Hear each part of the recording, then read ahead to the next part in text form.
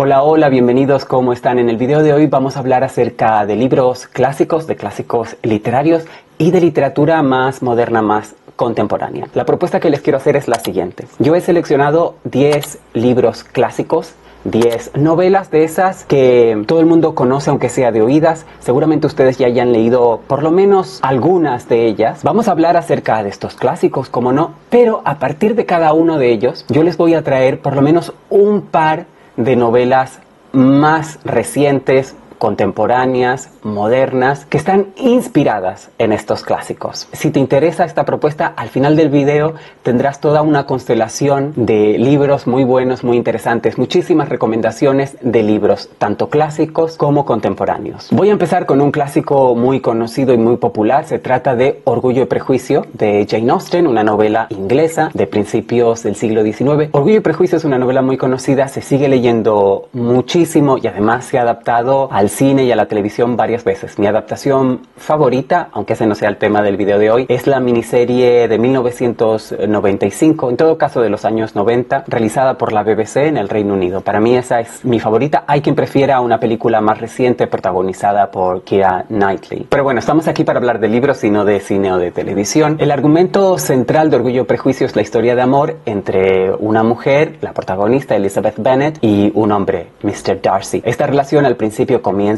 muy mal. El orgullo y el prejuicio son ingredientes muy importantes de esta trama y la novela nos cuenta, entre otras cosas, la historia de amor entre estos dos personajes que en principio son antagónicos. Bueno, con esta premisa seguro que a ustedes les vendrán en mente un montón de series de televisión, de comedias románticas, de telenovelas y de novelas también románticas. Y es que Orgullo y Prejuicio es una obra fundamental en lo que después fue el desarrollo de la ficción romántica con R minúscula, es decir, la ficción que nos cuenta historias de amor, tanto por escrito o en libros, como también en el cine, la televisión, etc. Bueno, aquí de lo que se trata es de literatura, así que voy a nombrar dos novelas muy conocidas, muy leídas, inspiradas directamente en Orgullo y Prejuicio, aunque de maneras diferentes. La primera sería El diario de Bridget Jones, de la escritora inglesa Helen Fielding. Esta es una novela contemporánea que nos cuenta la vida de una mujer soltera llamada Bridget Jones. El formato, como dice el título, es de diario. Ella escribe el diario a lo largo de una serie de meses y vamos siguiendo sus aventuras y desventuras en lo profesional, en lo personal, en la amistad, pero sobre todo una historia de amor que ella tiene. La trama de la historia de amor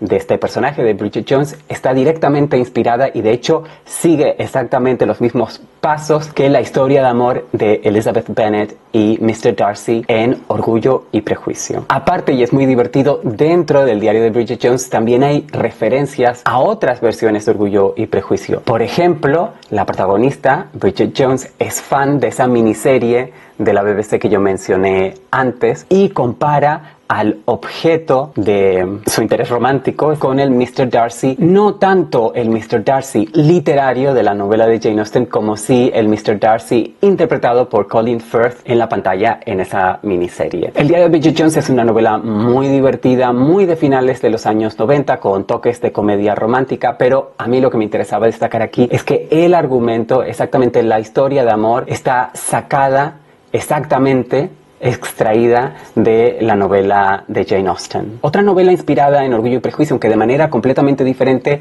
es Las sombras de Longbourn, de la escritora también inglesa Jo Baker. En este caso, lo que hace Baker es tomar personajes de la novela, unos personajes que apenas salen en la novela, que apenas tienen ninguna importancia, que serían los sirvientes de la familia Bennet, de la familia de Elizabeth Bennet, la protagonista, y centrarse en contar la historia desde la perspectiva de estos sirvientes. Lo que hace Jo Baker es tomar una novela canónica, muy conocida, muy popular, muy leída y muy estudiada para observar las diferencias sociales desde un punto de vista completamente distinto. O sea que más bien se inspira en Orgullo y Prejuicio, pero no la vuelve a contar, que es lo que hace Helen Fielding en el diario de Bridget Jones. Otra novela clásica que se sigue leyendo muchísimo y de la cual todo el mundo ha oído hablar, aunque no la haya leído, es 1984 de George Orwell. Bueno, esta es una novela que se publicó después de la Segunda Guerra Mundial, que nos habla de un futuro distópico. Teniendo en cuenta cuándo se escribió y se publicó la novela, 1984 nos está hablando de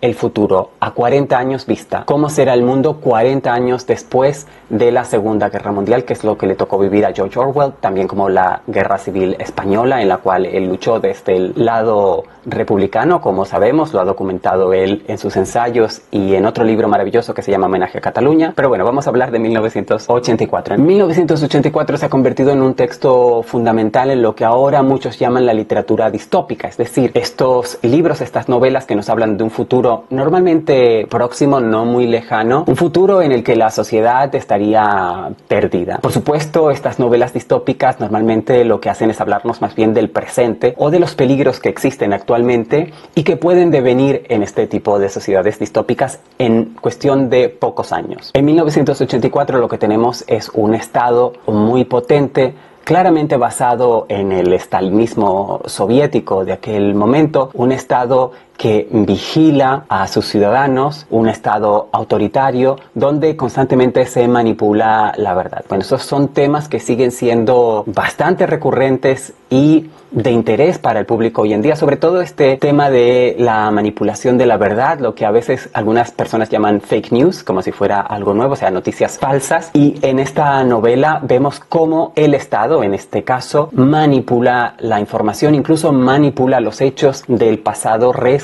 literalmente reescribiendo la historia, manipulando las fuentes, los periódicos, los libros, etc. 1984 es una novela muy importante para muchos lectores y ha influido en muchos escritores también. Podríamos estar aquí hablando horas y horas de las novelas que se han inspirado en 1984, pero yo solo voy a mencionar unas pocas. Por ejemplo, El cuento de la criada, de Margaret Atwood, la escritora canadiense. Esta novela es muy famosa porque se ha adaptado también a la televisión en un formato de serie, que al principio es bastante fiel a la novela y después diverge bastante de la novela porque nos cuenta una historia más allá de la que nos cuenta la novela de Atwood. En este caso, la distopía es diferente. Nos habla de una Norteamérica que se ha convertido en una teocracia, es decir, los que mandan son fundamentalistas religiosos que coartan la libertad y que ejercen un control autoritario sobre la población. Esta sociedad es una sociedad patriarcal y entonces las grandes víctimas de esta sociedad distópica en el cuento de la criada son las mujeres, sobre todo una clase específica de mujeres a la que pertenece la protagonista y narradora. Otro libro también que seguramente no existiría sin 1984 es Los Juegos del Hambre y toda esta serie de novelas juveniles escritas por Susan Collins, también adaptadas al cine con mucho éxito, que nos hablan de temas de la vigilancia y del control social por parte del Estado una vez más. Pero no siempre los escritores han pensado en futuros distópicos donde el Estado, digamos, autoritario sería el enemigo. También hay ejemplos de visiones un poco diferentes. Por ejemplo, la novela El Círculo de Dave Eggers nos habla de la vigilancia, pero no de la vigilancia ejercida por el Estado, como en 1984, sino por las grandes empresas, las corporaciones. Y también nos habla de un tema que ya estaba en 1984, que es la privacidad, aunque en aquella época de posguerra no se hablaba. Aunque en aquella época de posguerra no se utilizaba este término, y hoy en día es un término que todos tenemos muy presentes porque vivimos en la era digital. Ahora mismo yo estoy hablándoles a ustedes a través de una plataforma digital y todo este mundo de las plataformas digitales, de las redes sociales, todo el mundo cibernético, como se decía cuando yo era joven, el mundo de internet, hace que estos temas de privacidad, de libertades individuales, tomen un cariz mucho más urgente incluso que el que ya tenían en la época de George Orwell. Podría seguir y seguir con más novelas, pero solo voy a nombrar una más, inspirada también por 1984. Se trata de Fahrenheit 451 de Ray Bradbury. También una sociedad distópica, en este caso centrada en una ciudad concreta. Habla de temas de censura, de vigilancia, de totalitarismo. ¿Por qué? Porque en Fahrenheit 451 lo que están prohibidos son los libros. En general, no se puede leer ningún libro. No es que haya libros prohibidos, es que no se puede leer ningún libro y ni por supuesto se pueden publicar. Bueno, pues en esta ciudad el cuerpo de bomberos no se dedica a extinguir incendios, como lo hacen los bomberos en el mundo real, en nuestras sociedades, sino que en este caso ellos provocan incendios. Se dedican a buscar libros que pueden haber quedado escondidos, que alguna gente puede tener ocultos en su casa y quemarlos. Esta visión de la quema de los libros es recurrente de varios puntos de la historia. Por ejemplo, la Iglesia Católica en tiempos medievales quemó libros. Los nazis en la Alemania de los años 30 también quemaron libros. Entonces es una imagen muy fuerte que todos tenemos dentro y que a cualquier lector le horrorizaría, ¿no es cierto? Bueno, pues en Fahrenheit 451, este bombero que se dedica a quemar libros, de vez en cuando lo que hace es que se guarda algunos libros para sí. No los lee, pero los guarda. Todo cambia cuando él empieza a leer estos libros y descubre que la sociedad totalitaria en la que vive no tiene ningún sentido y que podría haber un mundo mucho mejor. Bueno, vamos a cambiar de clásico, vamos a volver hacia atrás al siglo XIX, concretamente al año 1818, que es cuando se publicó la primera versión de Frankenstein de Mary Shelley. Esta es una de mis novelas favoritas y he hablado de ella varias veces, creo, en este canal. Se trata del doctor Frankenstein que decide crear vida humana y de esta manera desafía los límites éticos de la ciencia. Lo que ocurre es que una vez que él descubre que puede hacerlo, y de hecho lo hace, entra en un pánico total y abandona a la criatura que él había creado. La novela nos narra en parte la vida de esta criatura, de este monstruo, y también, por supuesto, las consecuencias que el acto del Dr. Frankenstein va a tener en su vida y en la sociedad. O sea que Frankenstein, que muchos consideran la primera novela de ciencia ficción, o en todo caso un precursor al género de la ciencia ficción, explora temas como la creación, la responsabilidad en general y los límites éticos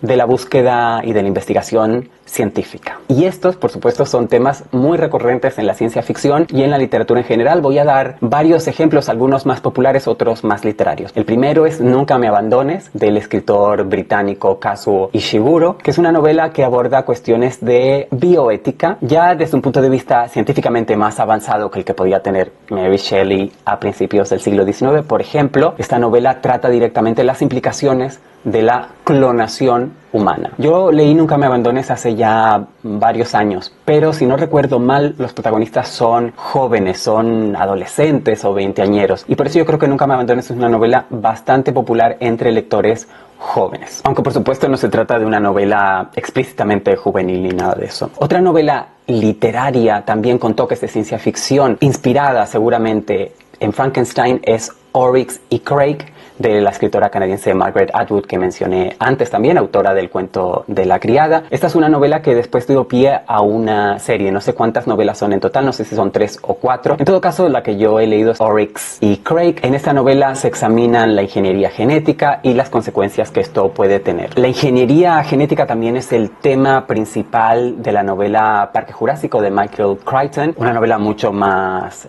popular, menos literaria, también muy famosa por una serie de películas que se han hecho a partir de esta novela, pero toca temas de Frankenstein. La arrogancia científica, desde luego, está ahí, y en este caso la manipulación genética, como todo el mundo sabe porque las películas son muy conocidas, tiene que ver con, a través de la ciencia y de la ingeniería genética, es volver a crear dinosaurios, que los dinosaurios vuelvan a vivir en la Tierra miles de años después, y las consecuencias que esto va a tener también para los seres humanos. Vamos a dejar de lado ya la ciencia ficción, los temas científicos, y vamos a hablar de la psicología humana, porque nuestro siguiente clásico es Crimen y Castigo, del escritor ruso Fyodor Dostoyevsky, una novela importantísima del siglo XIX, rusa por supuesto, muy leída también. Explora las consecuencias de un crimen. El protagonista de esta novela es un joven que al principio de la novela comete un crimen, un asesinato, y se pasa el resto de la novela luchando internamente con su sentido de la culpa y también con su intento de redimirse. Entonces es una novela que nos habla de la moralidad y que sobre todo se sigue leyendo, y es muy importante y muy influyente dentro de la literatura por la profundidad psicológica de este personaje protagonista asesino. Yo creo que la mayor parte de los escritores, novelistas actuales son herederos de Dostoyevsky de alguna manera, pero vamos a ir con ejemplos un poco más explícitos. El talento de Mr. Ripley, que es una novela de Patricia Highsmith, que se adentra también en la mente de un criminal, es completamente diferente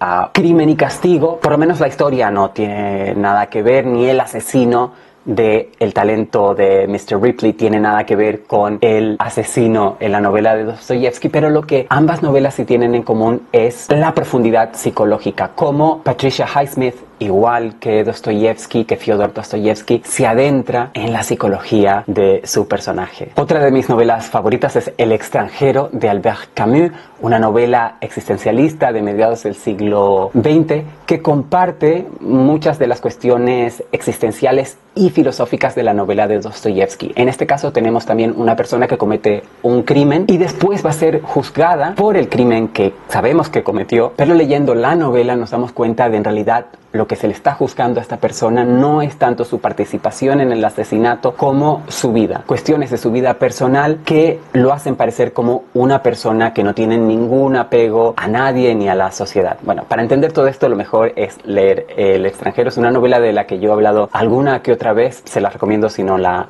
han leído. Bueno, por otra parte, se pueden tomar todos y cada uno de los libros que estoy mencionando en este video como recomendaciones literarias. Y si también en algún momento se pierden algún título o no entienden muy bien mi pronunciación, el nombre de algún autor, no se preocupen porque la lista completa de todos los libros que estoy mencionando la tienen como siempre en la descripción de este video. Además, hay links, enlaces para que ustedes puedan comprar estos libros sin pagar ningún dinero extra, pero de esta manera ayudándome a mantener mi canal porque yo recibo una pequeña comisión por cada libro que ustedes compren, pero como digo, a ustedes no les cuesta extra, les cuesta lo mismo. Eso sí, de momento los links que tengo solo están disponibles para personas que estén viendo este video desde España. Estoy intentando buscar maneras de conseguir que personas de otros países también puedan comprar libros a través de mis links, pero todavía no lo he conseguido, lo estoy intentando. Bueno, vamos a pasar al siguiente libro. Se trata de Grandes Esperanzas, mi novela favorita de Charles Dickens, un escritor del que no he hablado tanto en el canal, alguna vez lo he mencionado. No es de mis escritores favoritos, pero mi novela favorita de él, y es una novela que me gusta mucho, es Grandes Esperanzas. Es la vida de un hombre, bueno, es un niño al comienzo de la novela. De hecho, la novela va siguiendo su proceso de crecimiento y de maduración. Él empieza la novela como un huérfano pobre y en algún momento se convierte en un hombre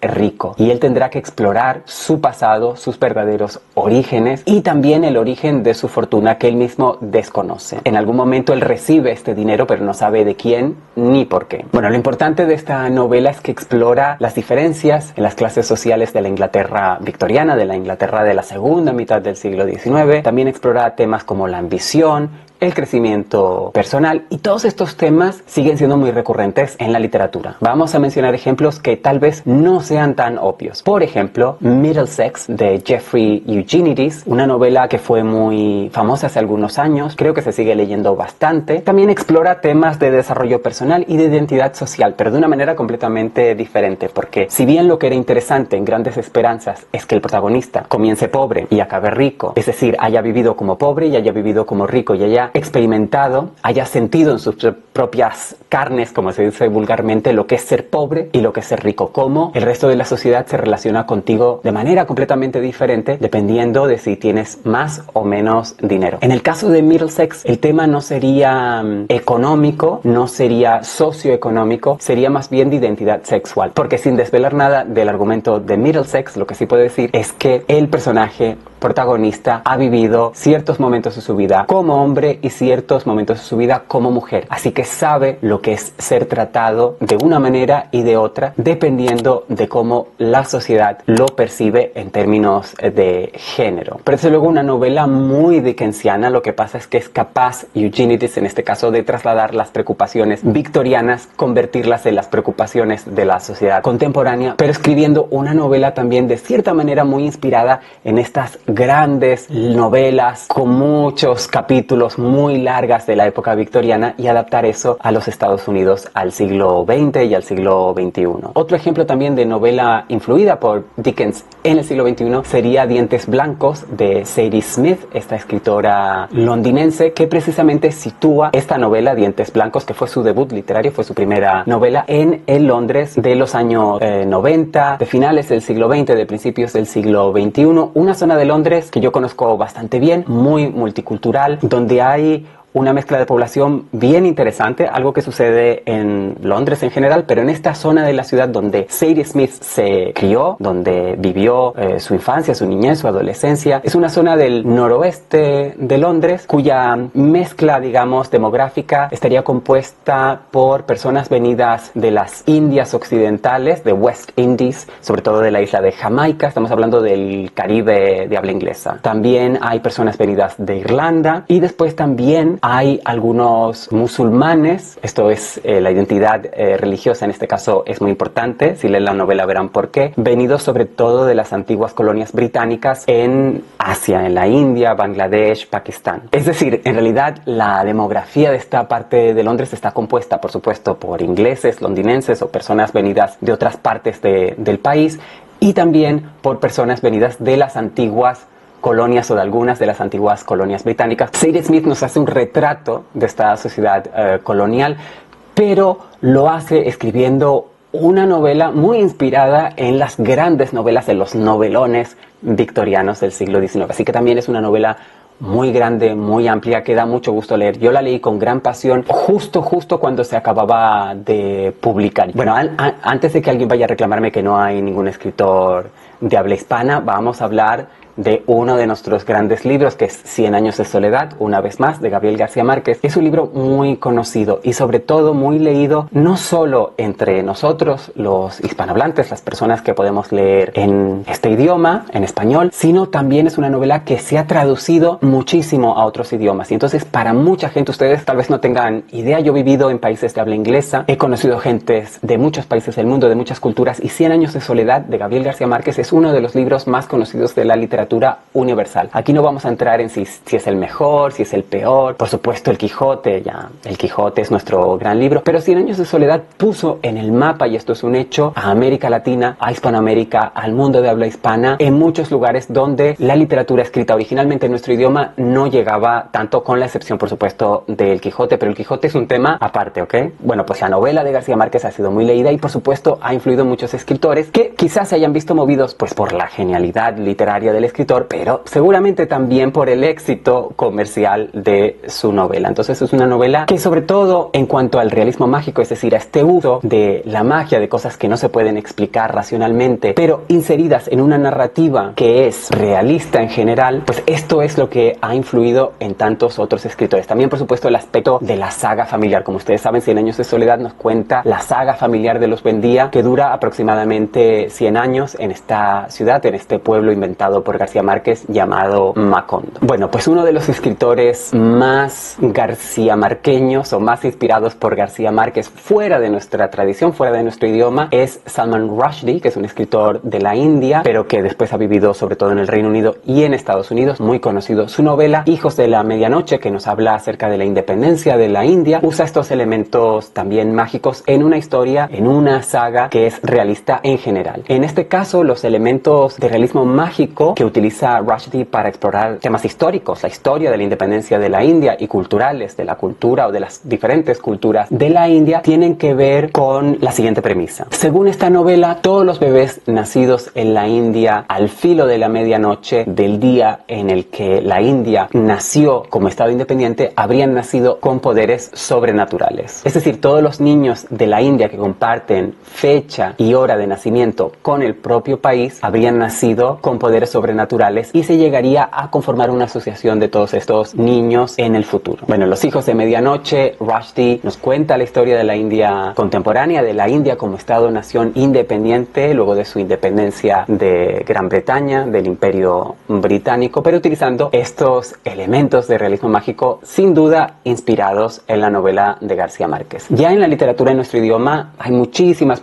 más influencias de García Márquez. Voy a mencionar solo dos. La primera sería La Casa de los Espíritus, de Isabel Allende. En este caso, Isabel Allende escribe una saga familiar en Chile, en su país natal. Allende, como indica su apellido, pertenece a una de las familias más importantes de la historia y de la política contemporáneas del siglo XX de Chile. Entonces, de Gabriel García Márquez yo creo que ya toma la idea de la saga familiar, aunque esto no sea algo que se haya inventado García Márquez, pero sí lo popularizó, y también los elementos de realismo mágico. Cabe destacar que La Casa de los Espíritus se publicó aproximadamente 20 años después después de la primera publicación, de la primera edición de 100 años de soledad. Entonces, cuando Isabel Allende escribe esta novela desde su exilio venezolano en Caracas, recordando a su país, recordando la historia de su país, queriendo de alguna manera tal vez hacer justicia, ya 100 años de soledad es el fenómeno que conocemos hoy, tal vez incluso un fenómeno mayor. Hacía 20 años que se había publicado y seguía publicándose, seguía editándose y seguía traduciéndose a muchísimos idiomas. Isabel Allende supo aprovechar eso porque La Casa de los Espíritus también es uno de los libros en nuestro idioma más traducidos al inglés y a otros idiomas, y también es una de las novelas hoy en día más conocidas de la literatura en español. Otro ejemplo muy popular, aunque quizás no tanto como La Casa de los Espíritus, es la novela Como agua para chocolate de la escritora mexicana Laura Esquivel. Aquí se trata de tradiciones familiares, culturales, sobre todo culinarias mexicanas. Es una novela que viene con recetas también de la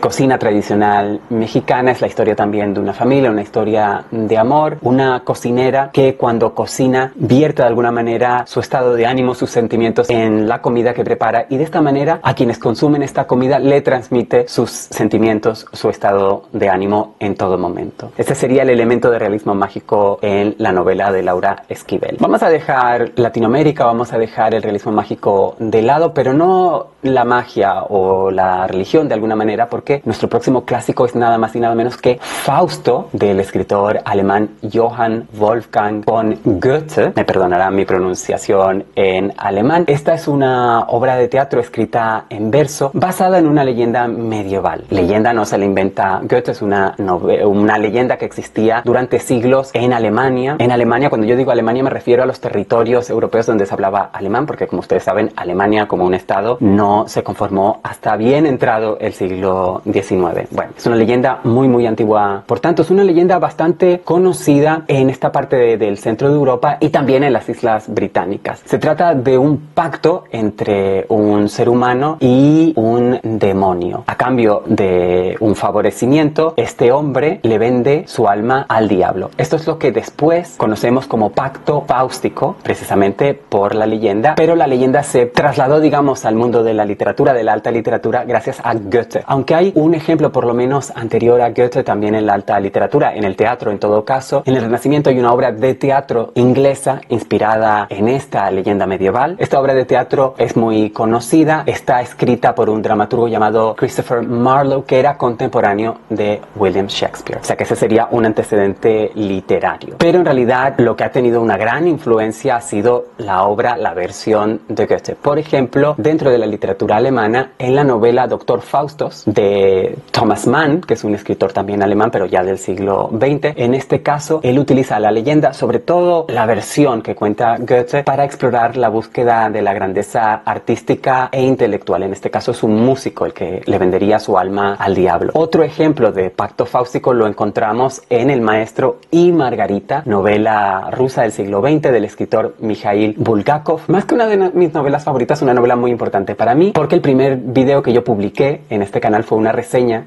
precisamente del Maestro y Margarita. Les invito a que busquen este video, es el primero del canal, el más antiguo. Si les interesa ver mis comienzos en este canal, la novela en sí es mucho más interesante que mi conexión personal con ella. Se trata de Moscú en el siglo XX, se trata de la historia de un escritor perseguido por la censura política, como lo fue el propio Bulgakov en la vida real. Se trata de la mujer de su vida, esta es la Margarita. Margarita tiene también ecos porque en Margarita, en Fausto, hay un personaje que se llama Gretchen. Y Gretchen y Margarita, aunque no lo parezca, son el mismo nombre, están relacionados. Gretchen sería una especie de diminutivo alemán para el nombre de Margarita, o sea que hasta en el nombre está ahí. Y por supuesto está la presencia del diablo. En El Maestro y Margarita, el diablo aparece en Moscú y por supuesto crea mucha confusión, muchos problemas en la sociedad moscovita, soviética, estalinista. Bueno, una novela maravillosa, El Maestro y Margarita. El siguiente clásico también de alguna manera lo podemos ver como inspirado en el Fausto de Goethe, pero yo voy a partir de él, de este libro, para hablar de otro. Se trata del retrato de Dorian Gray, la única novela escrita por el anglo-irlandés Oscar Wilde, mucho más conocido por supuesto por sus comedias teatrales, por sus obras teatrales. En esta su única novela, él nos habla de la vanidad, de la corrupción moral y de la naturaleza del arte. Se trata de la historia de un joven llamado Dorian Gray que tiene como amigo a un pintor que un día decide hacerle su retrato. Dorian Gray después conoce a un amigo de este pintor y este amigo es una influencia nefasta en su vida que le hace ver que todo lo que él tiene, su belleza, su encanto, todo eso se va a acabar con el tiempo. Entonces, de alguna manera,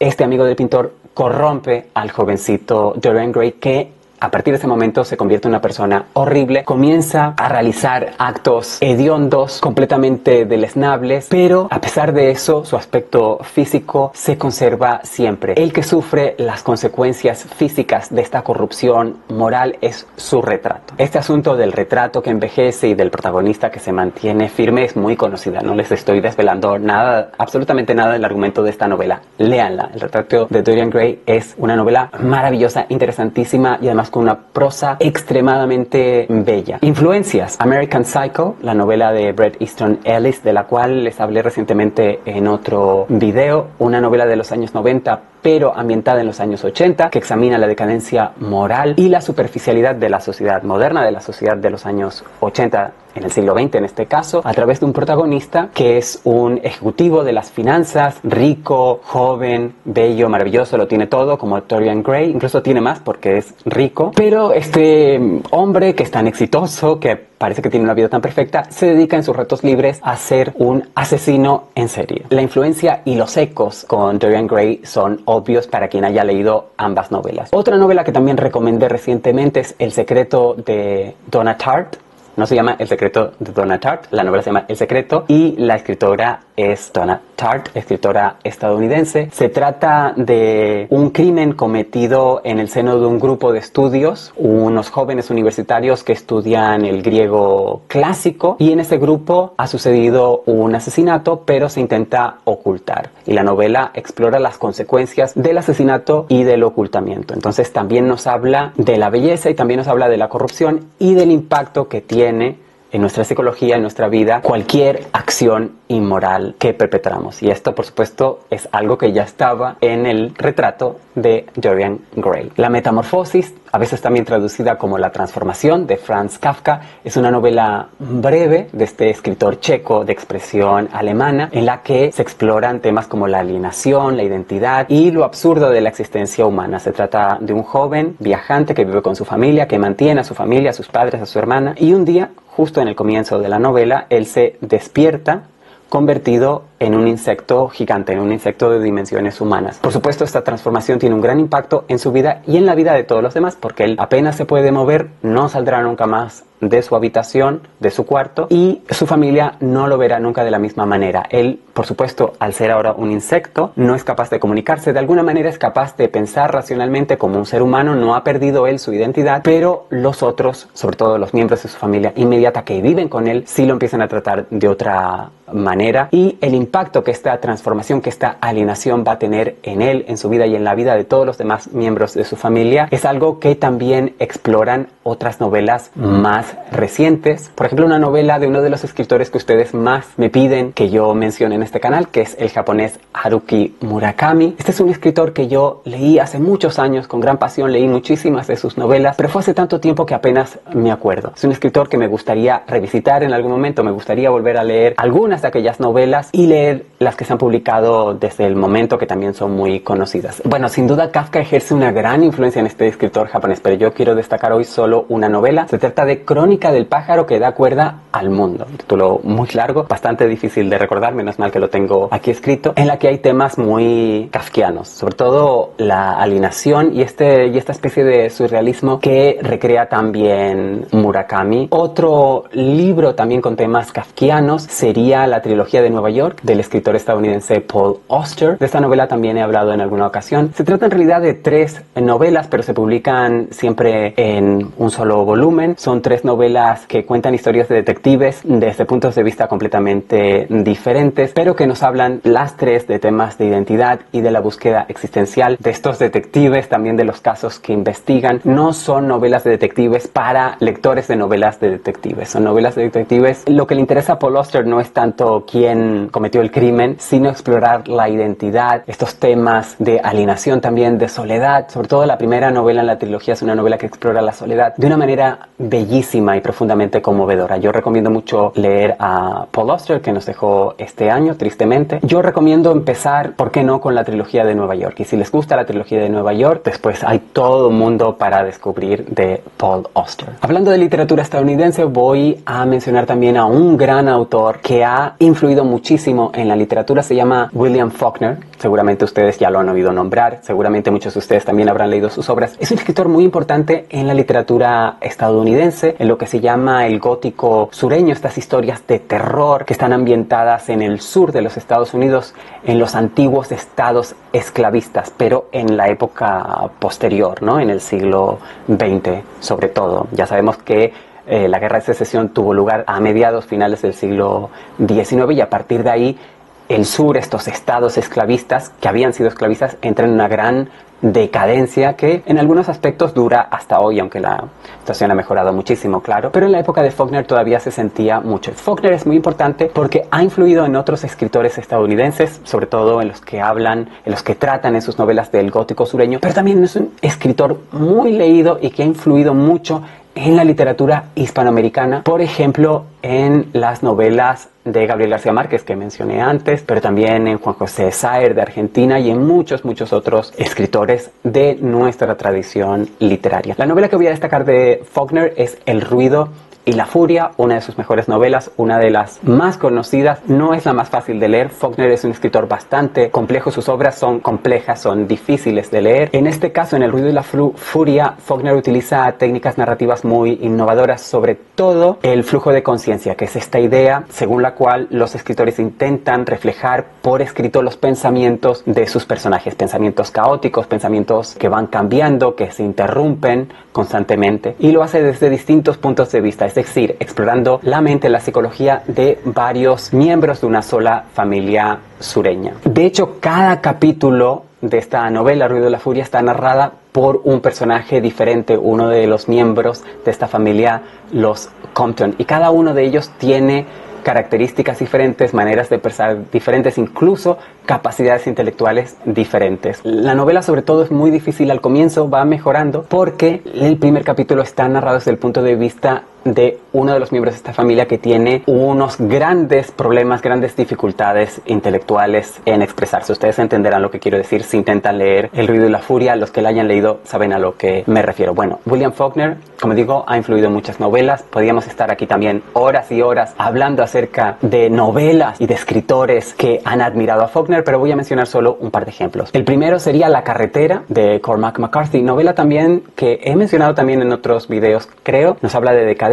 y de la supervivencia, temas que están muy presentes en Faulkner. En este caso, La carretera está ambientada en un futuro distópico, o sea que también podríamos hablar de una influencia quizás de 1984, pero más bien es un futuro posapocalíptico. Por eso yo la relaciono más con este sur decadente que con el mundo de la opresión por parte del Estado que escribe Orwell. Otra novela sería El otoño del patriarca. Volvemos a Gabriel García Márquez. El otoño del patriarca es una de las llamadas novelas de dictadores, como Yo el Supremo, como Tirano Banderas, como El Señor Presidente y tantas que podríamos mencionar en nuestra tradición literaria, pero tiene una influencia norteamericana, tiene una influencia de Faulkner muy clara en el uso de esta técnica narrativa del flujo de conciencia que mencioné antes. Así que, como ven, libros para todos los gustos, libros más fáciles, más difíciles, libros más comerciales, más literarios, más artísticos, más experimentales, menos experimentales. Espero que hayan sacado de aquí por lo menos alguna que otra recomendación. Díganmelo en los comentarios si les parece. Vamos a hablar de estos libros y de muchos más, de los que ustedes quieran, y también, si ustedes quieren, por supuesto, como siempre, nos vemos